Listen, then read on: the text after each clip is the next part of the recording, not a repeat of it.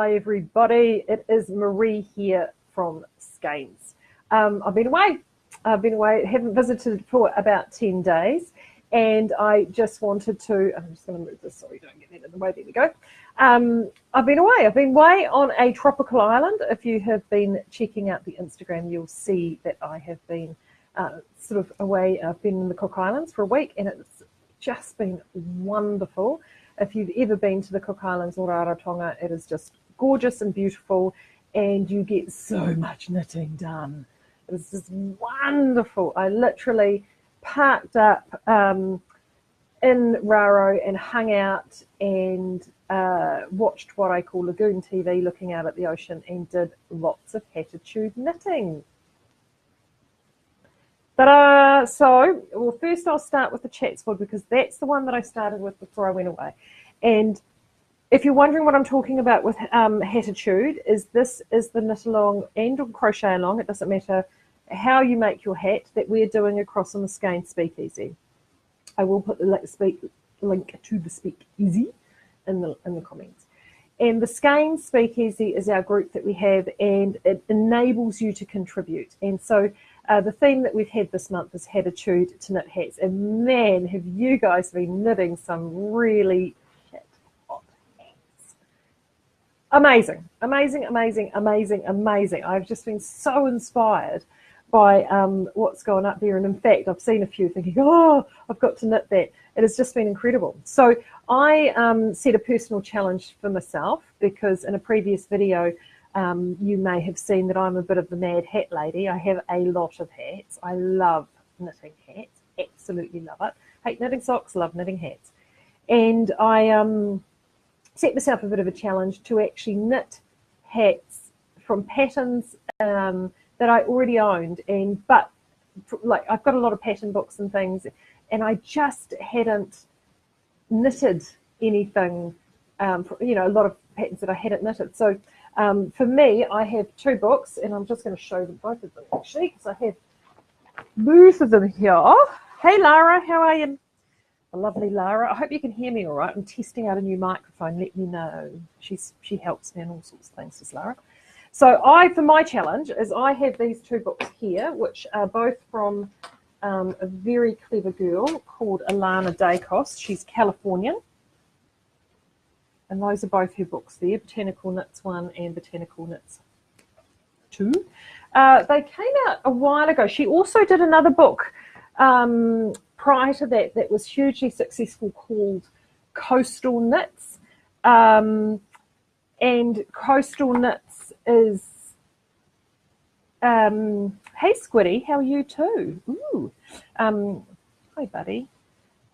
Coastal Knits was one of her first self-published book, and it is fabulous, and she knits a lot from her inspiration within nature, and the self-publishers really, really love the book. So this one came out in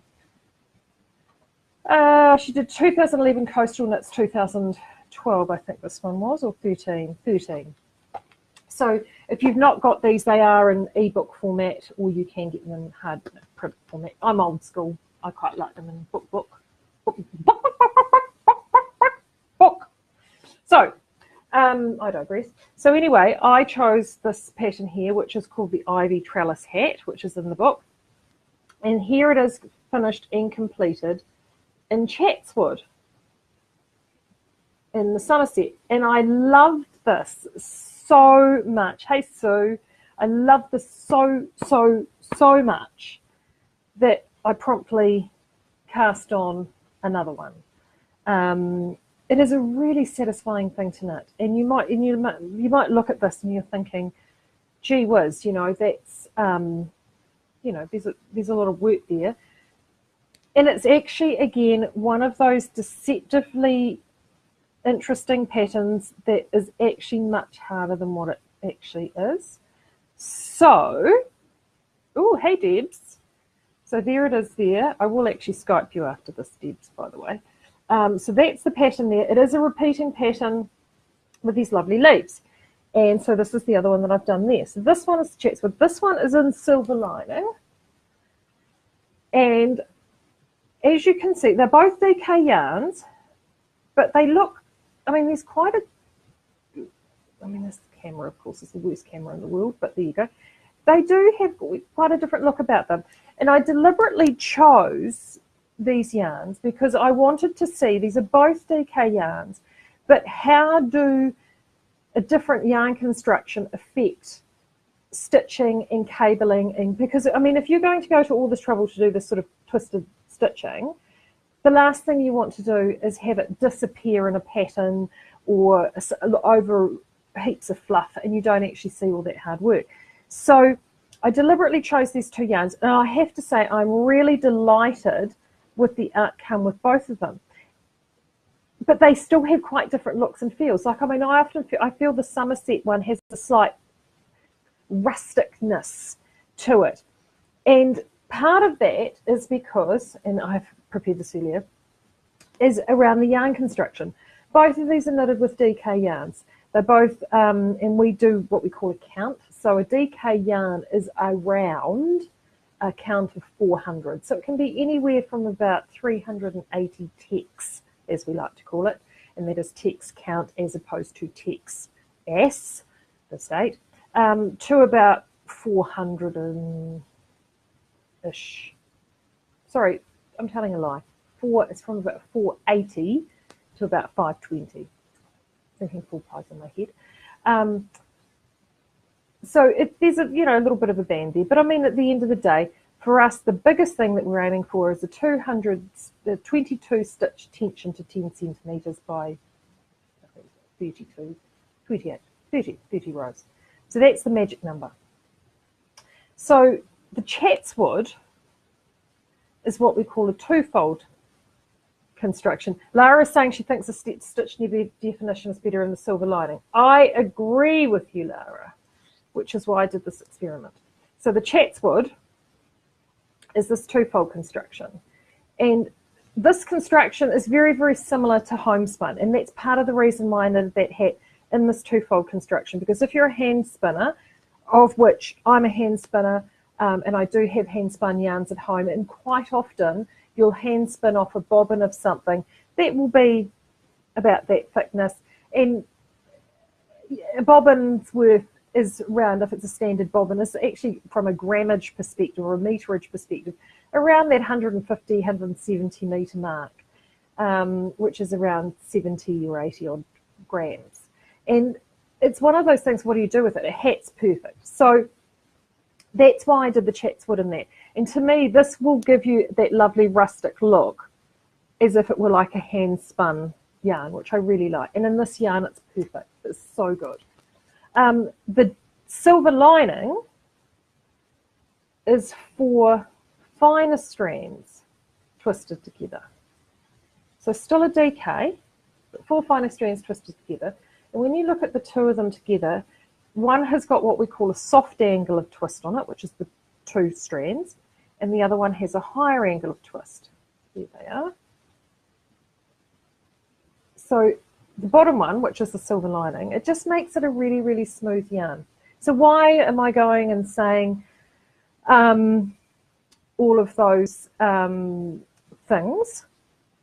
Is I love it. Squiddy reckons it's better in the silver lining. Yes, Squiddy, I agree with this. I agree with the Squidster. And this with the silver lining is that that smoothness gives you that really lovely raised definition. So the leaves on this really pop, the cables really pop. You get that contrast between high stitches and recessive stitches. So that is a huge advantage in that, and particularly if you're going to be doing something where you really want the imagery of the cabling to pop out. My personal preference is this multi-strand 4-fold yarn and silver lining. If you want to do something a little bit more relaxed and rustic, then the 2-fold is really good. And as you can see, that's what and actually, funnily enough, too, both these yarns, honestly, exactly the same weight and count. This one is definitely made exactly the same way, same tension. This one has definitely got a bit more slouch and give in it, whereas this one is a bit firmer. So if you prefer that slouchier style of hat, do a twofold. So I hope that's as clear as mud, but I just thought it was a really, really interesting comparison. So then, of course, my next comparison was, as whilst I was on a roll with doing botanical knits, I then jumped to this guy here. So I thought, right, I've done 2 of those ivy trellis, and I got inspired, and I thought, right, I will give this one a go, which is called pressed leaves. And as you can see with pressed leaves, is that it is using the negative space. So you've got lots of reverse stockinette with single stitches over the top. So I've only just started that, to be honest, and I brought away some Albertine. And this hat actually is going to look nice. Oh, look, matching! So I've only just started this, but as you can already see, the stitches are popping out. And again, I chose the Albertine quite specifically for this purpose, because this is a 4-fold yarn also. And there is a number of twisted stitches which create those leaves. So you want to make sure that you've got a yarn that will really accentuate the features that the designers have put in there. So, and I think that's what I'm working on at the minute. That Albertine will look absolutely fantastic in that hat. And I already see that someone has completed one of those pressed leaves hats in the Speak Easy. So do make sure you check that out. So I do want to still see loads of those hats posted up in the Speakeasy. I've actually seen a number of Harding Road hats, which is really, really neat, which is a hat I designed. And it's looking great, actually. Great way of using up scraps and having it look, you know, really just, you know, something nice and quick and easy, and it doesn't need to cost you anything. So there's been loads and loads of those. So I just love it. And I love the collections, and I love the headbands, and oh, it's been awesome. Now, I also knitted, I did 3 completed hats while we were away.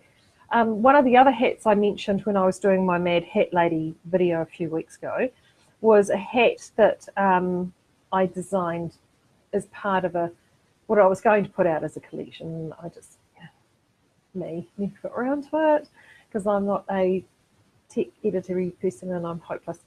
And anyway, it's a stitch pattern.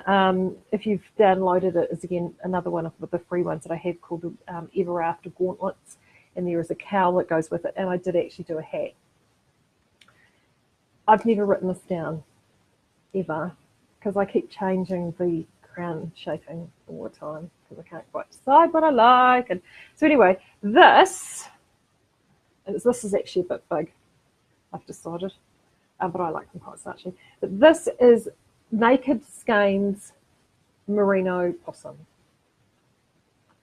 And this has been dyed here in our dye house, and you'll laugh, what this is was a skein, and the skein was actually a second because it had, there was a fault in it, and it was called, it's got the beautiful, delightful, charming term in our dye house called a gash hank, which is, you know, not the most attractive name for something, gash hank.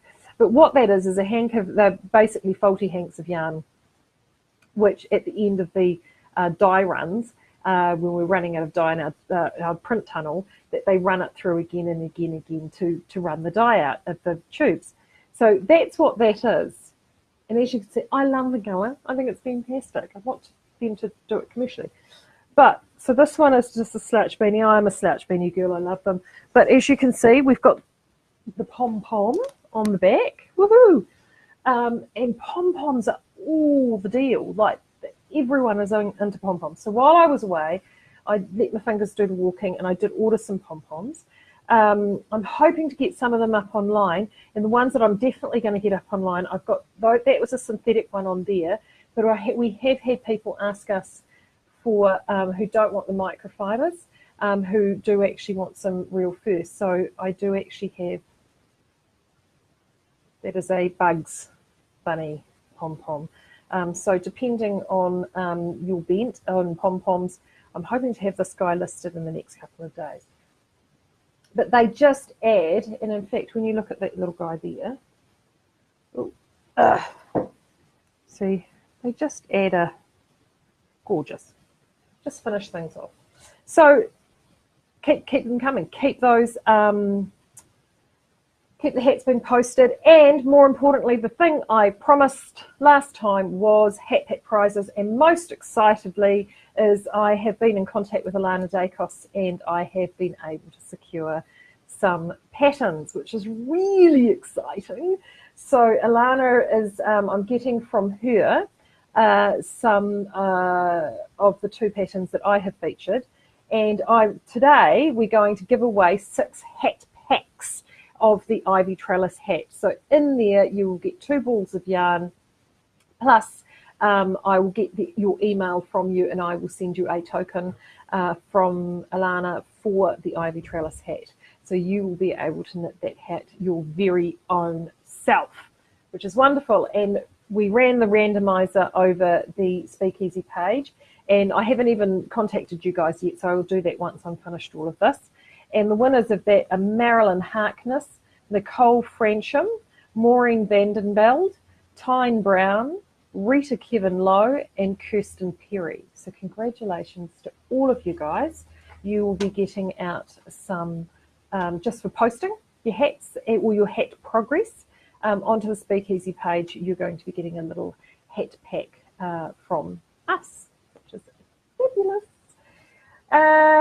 So hold on, I'm just going down the list.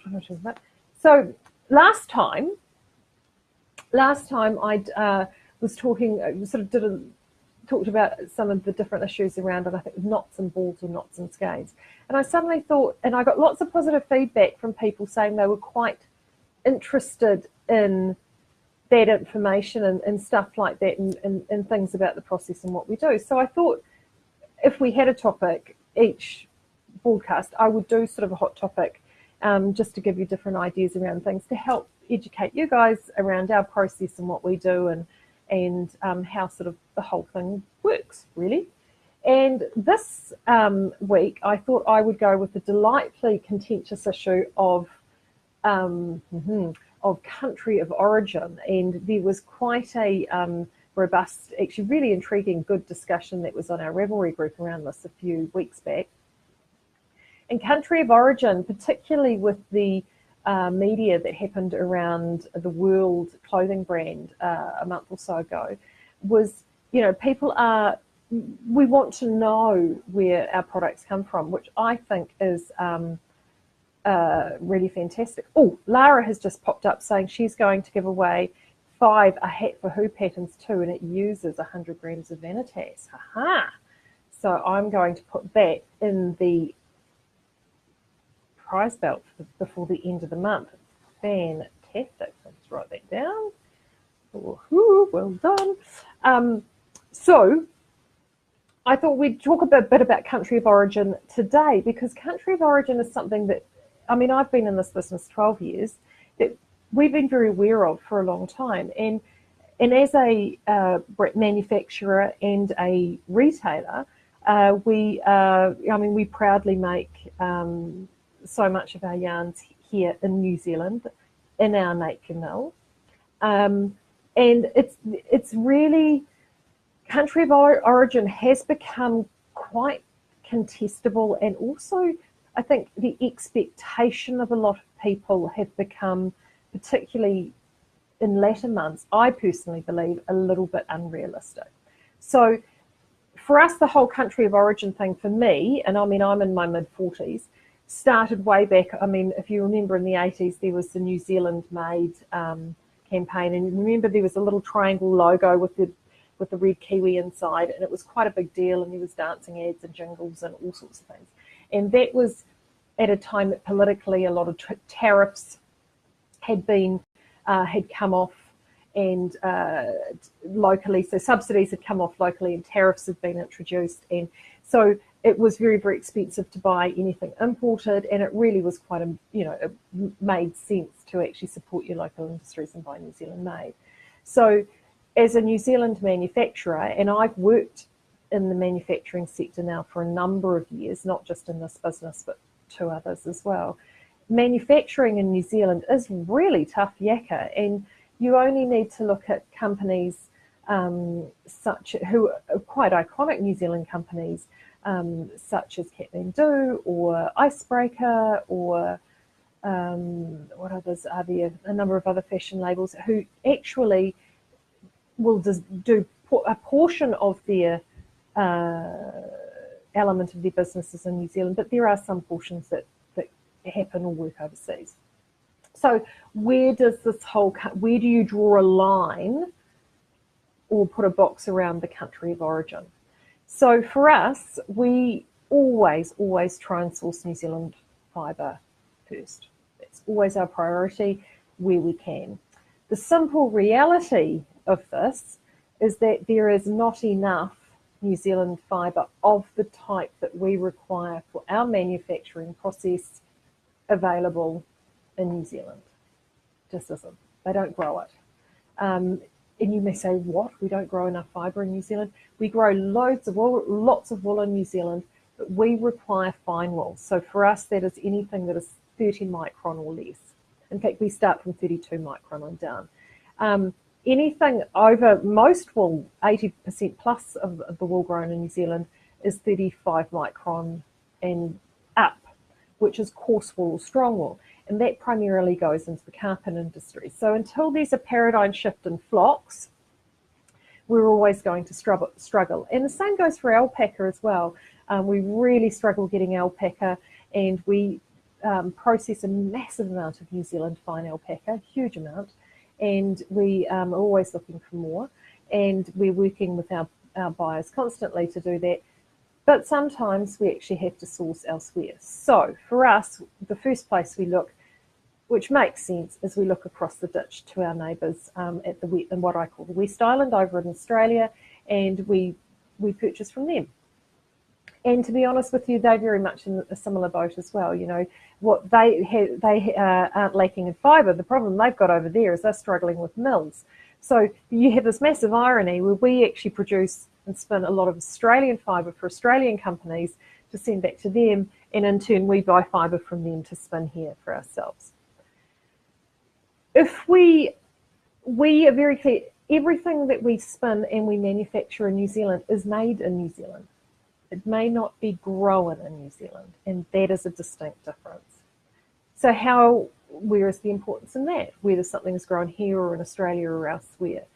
That to me is where the tricky line sort of comes, and it comes to that around, I liken it to baking a cake or doing some cooking. Quite often you will buy ingredients and you'll put ingredients together and you have made that cake and you've decorated it and it's absolutely beautiful, and that cake has been made by you, but it may have been made by ingredients, origin sourced, which may have come from multiple different places around the world. And for us, you know, where do you join that line? You've got fibre, then you've got dyeing and processing, and things that we use in the dyeing process. Some of those elements are not manufactured in New Zealand, they're manufactured offshore. So it is a really, things start getting really convoluted. The one thing that we always promise on our website is that if we have manufactured the yarn on site ourselves, we will say we have made this yarn in the skeins mill and it's made here. Or if we haven't made it and we know that it's been made in New Zealand, we'll claim made in New Zealand. If it hasn't, that's why we have our importers clearance, and we'll clearly state it has not been made by us. It's either been made in Italy or Turkey, or we're very, very clear about that. We don't hide behind those sorts of things because we don't always do it here. So I guess what I'm saying is sometimes things under a New Zealand brand, this came about where someone saw that one of the fibre hadn't come from New Zealand, and they felt that they were being shortchanged because the yarn wasn't a New Zealand yarn, even though it had been made in New Zealand, but the yarn had come from elsewhere. As far as I'm concerned, I think that's actually fair game. You know, we do, as a nation, we do import things. And whilst we try and do everything here, it isn't always possible. So yeah, so if you ever have any questions about a yarn and you want to know where it comes from or what the origins are, just ask. Just ask. And info@skeins.com is our email. Just flick us an email and we'll let you know where something is from, because it does change too. And I have again had people saying, well, why don't you pop that on your labels? Why don't you do that? And it's like, well, from batch to batch that can change. Sometimes we can have a yarn that will be 100% New Zealand fibre content. The next batch we may not have been able to source enough of that fibre in New Zealand, and we've had to bring in a supplement from Australia. It gets very expensive having to actually ditch or change out labelling or things like that. So if you ever have any questions, just sing out and ask us, and we'll more than happily let you know, to the best of our knowledge, where stuff has come from.